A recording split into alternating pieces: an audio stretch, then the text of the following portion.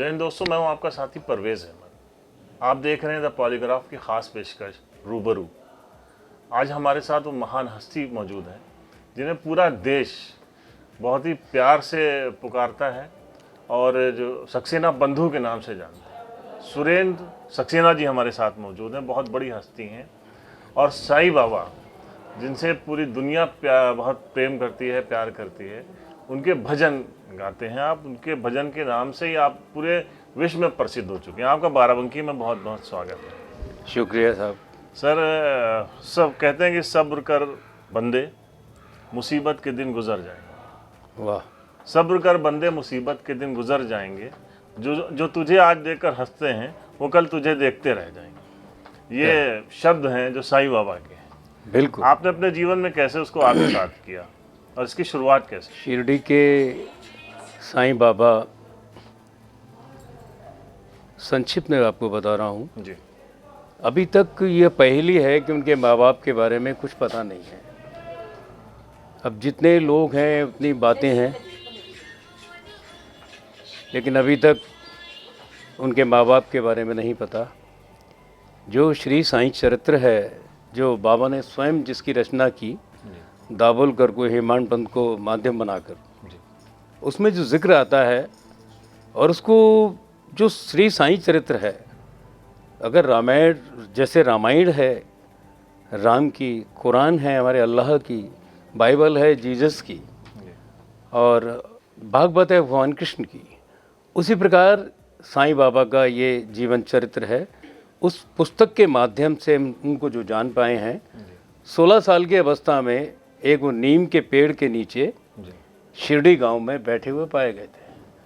और वहाँ पे लोगों का मेला लग गया, क्योंकि उनके चेहरे पे जो नूर था, जो चेहरे पे तो तेज था, वो सब समझते थे कोई ये पीर है, कोई पैगंबर है, या कोई अवतारी पुरुष है। ना तो लघु शंका जाते किसी ने उनको देखा, और ना ही बाहर जाते हुए कभी किसी को देखा। वहीं बैठे रहते थे, ना खाना खाते हुए किसी ने देखा। तो सब उनसे सवाल जब करने लगे कि आप कौन हैं, कहाँ से आए हैं, तो बात को टाल गए वो। किसी ने पूछा मुस्लिम हैं, तो वो गीता के उपदेश, रामायण की चौपाइयाँ बोलने लग गए। किसी ने कहा क्या आप हिंदू हैं, तो कुरान की आयतें बोलने लग गए। तो लोग समझ गए कि ये तो वाकई पैगंबर हैं, कोई ये अवतारी पुरुष हैं, और ईश्वर की और इनकी कोई जाति होती नहीं है। तो वो हिंदू मुस्लिम से सब लोग अलग हो गए, जुदा हो गए, और उनको उन्होंने अपनी समस्याएं उनके सामने रखने से पहले वो बता देते थे कि आपके दिल में क्या समस्या है, समस्याओं को हल कर देते। यहाँ से उनका जीवन शुरू हुआ। और जिस नीम के पेड़ के नीचे बैठे थे, पत्थर पे बैठते थे, पत्थर पे, और जिस नीम के पेड़ के नीचे पाए गए थे, तो जो नीम का पेड़ है शिरडी में, उनका साथ पाकर उस नीम ने अपनी कड़वाहट छोड़ दी। उनका सानिध्य पाकर कड़वाहट छोड़ दी, और उसकी जो पत्ते हैं वो फीके हैं। जबकि नीम की पत्ती को आप शहद में भी डाल लें तो उसकी कड़वाहट दूर नहीं होती है। एक संदेश इसके पीछे ये है कि मनुष्य जो है अपनी कड़वाहट को दूर नहीं कर पाता है। आपस में आज विरोध, ये सब आतंकवाद, बदला, ये सब बेगुनाह लोग मारे जाते हैं, तो वो कड़वाहट हमारी नहीं जाती है। तो उन्होंने हिंदू मुस्लिम को मिलाया, एक संदेश दिया कि इनको पृथक मत करो, अलग मत करो, जुदा मत करो, ये सभी एक ही खुदा की, राम की, भगवान की औलाद है। सक्सेना जी, बिल्कुल आप बहुत अच्छी बात कह रहे हैं, और आज का जो वक्त है उसमें बहुत ज़रूरत भी है। जी। सबसे पहले मैं आपकी बात कर लेता हूँ जी। एक तरीके से आपने अपना पूरा जीवन जो है वो समर्पित कर दिया है साईं बाबा के लिए जी। आपके भजन, और आपके भजन से लोग साईं बाबा के दर्शन कर लेते हैं, एक तरीके से इतना उसमें घुल मिल जाते हैं। इसकी शुरुआत कैसे हुई? हाँ, वो बताता हूँ सर। असल में मैं रेडियो आर्टिस्ट हूँ, टेलीविज़न आर्टिस्ट हूँ। तो वहाँ से हमको इन्फॉर्म किया जाता था गज़लों के लिए, आप गज़ल गाइए। गज़ल मेरी लाइकिंग थी जी। तो कभी भजन की चिट्ठी आती थी कि आप भजन गा दीजिए, आगे मैं किसी को और को भेज देता था। हालांकि पैसे भी मिलते थे। मुझे भजन गाना कभी अच्छा नहीं लगा, ना मेरी रुचि थी। तो लेकिन मुझे नहीं मालूम था कि मेरी ज़िंदगी में क्या होने वाला है। ये सब सिलसिला चलता रहा, और बहुत मशहूर भी हुआ उसके अंदर में। और 77 में कुछ ऐसी दिक्कतें आई, सैचुरेशन पॉइंट आया कि मेरा एक्सीडेंट हुआ, टाइफाइड हुआ, बहुत सारी चीज़ें जुड़ गई। जी। गुर्बत का टाइम भी देखा। उस वक्त बाबा का दीदार हुआ साक्षात। मैं सोया हुआ था तो एकदम गुरुवार का दिन था, बृहस्पतिवार का, और उस दिन बड़ी ज़बरदस्त खुशबू घर के अंदर आई। तो वो सामने खड़े थे, मैं चरणों में लिपट गया कि आपके इतना नज़दीक होते हो मैं कष्ट पा रहा हूँ। तो बोले कि सीटियाँ बजाया करो, भजन गाया करो, सब ठीक हो जाएगा और सब कुछ छोड़ दो। उसके बाद सर वो डीसी अपीयर हो गए। उसके बाद फिर शुरू हुआ सिलसिला, तो सर वो कभी ना टूटने वाली कड़ी बनती चली गई। बहुत अच्छा है ये सफ़र, तो हम लोग भी चाहते हैं नवरत जारी रहे आपका। इस जो आपके भजन हैं जी, उसमें क्या मैसेज, संदेश क्या रहता है? संदेश तो इंसानियत का ही मेन संदेश है। और जो बाबा का जो जीवन चरित्र है, उन्होंने क्या किया क्या नहीं किया, जो मैंने पुस्तक का जिक्र किया, श्री साईं चरित्र जिसका नाम है, सब उसी पे बेस्ड है। जो उसमें लिखा गया है वो सत्यता है और वो आज आम आदमी की ज़िंदगी में होती भी है। जैसे वो उन्होंने शिरडी में मंदिर बनवाया, सपन में आ गए, उसी तरह कानपुर में बिठूर में भी जगजीत सिंह शायद उनका नाम है, उनको भी दीदारे साईं हुआ था और उनको आगे बोला था तो मंदिर बना। तो इस तरीके से आज भी उनके चर्चे चलते रहते हैं। और अभी भी वो मुझे सदा जीवित ही जानो, अनुभव करो सत्य पहचानो। मैं अभी भी जीवित हूँ। अगर उनको हम महसूस ना भी कर पाएँ तो हमको महसूस करा देते हैं। और एक संदेश और देना चाहूँगा, उनकी भक्ति के लिए विशेष आयोजन की ज़रूरत नहीं है। वो उनको किसी अष्टांग योग की ज़रूरत नहीं है, साष्टांग प्रणाम की ज़रूरत नहीं है, तिलक लगाने की ज़रूरत नहीं है, स्नान करने की ज़रूरत नहीं है, व्रत उपवास की ज़रूरत नहीं है। जो हिंदू धर्म में व्रत उपवास को मानते हैं, उनका कोई ज़रूरत नहीं है। तुम एक केवल साईं साईं कहते रहो, मैं तुम्हें इसी जन्म में मुक्ति दे दूँगा। ये उनका संदेश है। और एक जो उनका, कभी उन्होंने किसी को कोई मंत्र नहीं दिया, क्योंकि वो गुरु नहीं थे। उनको कोई इस तरह कहता था, मानने की कोशिश करता था, हमेशा डांट देते थे। जो जिसका भी भक्त था, अगर कोई राम का भक्त है, कोई शिव का भक्त है, तो उसका दृढ़ विश्वास करने के लिए उसी के रूप में उसको दर्शन दे दिया करते थे। और हमेशा यही कहा करते थे कि मैं तो एक फ़कीर हूँ। और जो महंगी चीज़ें लोग लाया करते थे, महंगे तोहफे दिया करते थे, व्यंजन लाया करते थे, खाने की चीज़ें लाया करते थे, हमेशा मना करते थे, कभी नहीं खाया करते थे। 5 घरों से जब तक उनकी ज़िंदगी रही उन्होंने भिक्षा मांगी, उसी पे गुजारा किया। अच्छा, आप सक्सेना जी, जो धर्म है, जी धर्म का संदेश होता है इंसानियत का जी, लेकिन आज की जो सियासत है उसने धर्म को कटुता की तरफ जो है बढ़ा दिया। तो आज के जो वक्त है उसमें जो बाबा का मैसेज था वो कितना प्रासंगिक है? सर आपने बहुत अच्छा सवाल पूछा है। सियासत की जहाँ तक बात है, उस बारे में मैं क्या कह सकता हूँ, रियासत बदलती हैं, सियासत बदलती है। और जो उनका जो संदेश होता है वो उनके साथ रहता है और रहना भी चाहिए। और लेकिन जहाँ तक धर्म की बात है या मज़हब की बात है, बाबा ने सबको जोड़ा है।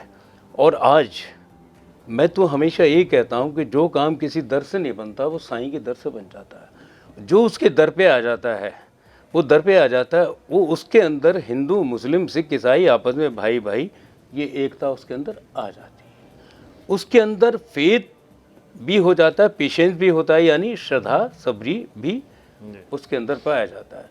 तो जो साईं के जन हैं, साईं के जो जन हैं, पहले अगर हम थोड़ा सा ऐड कर रहा हूँ, हाँ साहब, पहले अगर हम जाएं तो हमारे लंगर वगैरह हुआ करते थे, भंडारे हुआ करते थे, प्रसाद हुआ करता था। उसमें ज़्यादातर साधु संत आया करते थे जो भोजन ग्रहण करते थे। जब से ये साईं बाबा का प्रचार शुरू हुआ, उनकी भजन संध्याएं शुरू हुई, चाहे वो घरेलू हो चाहे पब्लिक फंक्शन हो, उसके अंदर बाबा ने सबको ज़मीन पे बैठाकर एक साथ खिलाना शुरू कर दिया। राजा हो, रंक हो, कोड़ी भी साथ में बैठ के खाते हैं। तो उनके यहाँ कोई मज़हब की दीवार नहीं है, बस एक ही है। और हम भी जहाँ जहाँ भजन करने जाते हैं, हमारा ये संदेश रहता है कि इंसानियत से बड़ा कोई मज़हब नहीं है। अच्छा, एक चीज़ ये बताइए, कहते हैं कि जो चमत्कार अब होने बंद हो गए हैं, इसलिए बंद हो गए हैं क्योंकि लोगों का मन नहीं साफ है। और अगर मन से, साफ मन से याद किया जाए ईश्वर को तो बहुत सारे चमत्कार होते हैं। अभी आप कुछ देर पहले प्रेस कॉन्फ्रेंस में आप बहुत से चमत्कार की बातें कर रहे थे। आपने क्या अपने जीवन में उस चमत्कार का अनुभव किया है? सर मेरे जीवन तो चमत्कारों से भरा हुआ है। एक तो मेरे जो जीवन का चमत्कार है वो तो रेगुलर चलता रहता है, और सच मानिए मैं बाबा से कुछ मांगता भी नहीं हूँ। जी। अच्छा, अब क्योंकि मैंने वो चमत्कार देखे हैं, वो चमत्कार देखे हैं कि किसी की मृत्यु हो गई, किसी की डेथ हो गई, डॉक्टर्स ने भी कह दिया कि ही इज़ नो मोर। मैं शिरडी की बात बता रहा हूँ। जी। तो उसको थोड़ा सा शॉर्ट कर रहा हूँ। ये बहुत पुरानी बात है, करीब 27-28 साल शायद इस बात को हो गए। मेरे बेटे ने, क्योंकि घर में बाबा के भजन चलते रहते थे, तो उसने आगे बताया एक ग्रुप आया था शिरडी से, मिसेस खन्ना, उनके साथ बहुत सारी लेडीज़ थी। बोले कि आप को डैडी बच्चे की डेथ हो गई है, खन्ना आंटी बुला रही है। मैं उन अगरबत्ती जला रहा था वो उसमें मस्जिद माई में। जी। तो मैंने कहा बेटा उसको कुछ नहीं होगा, इसको पता था कि डैडी बोलते हैं तो कुछ होता है, क्योंकि सर उसका विश्वास है, मैं कुछ नहीं करता। मैं गया तो बड़ी मुश्किल से जाके वो टेबल पे जोशी नर्सिंग होम में इंक्वायरी कर सकते हैं, तो वो सब आर्टिफिशियल सांस वगैरह दे रहा था। तो मुझे बोला हम क्या करेंगे, सब शोर मचा रहे थे। मैंने कहा बेटा मुझे जाने तो दो। मैंने उसको उठाया, कान में 3 बार ओम साईं राम बोला था, वो बच्चा ठीक हो गया। अरे वाह। हाँ, डॉक्टर जोशी से कभी भी बात कर सकते हैं। आपने पूछा है तो मैंने बताया, इससे बड़ा अनुभव और क्या हो सकता है।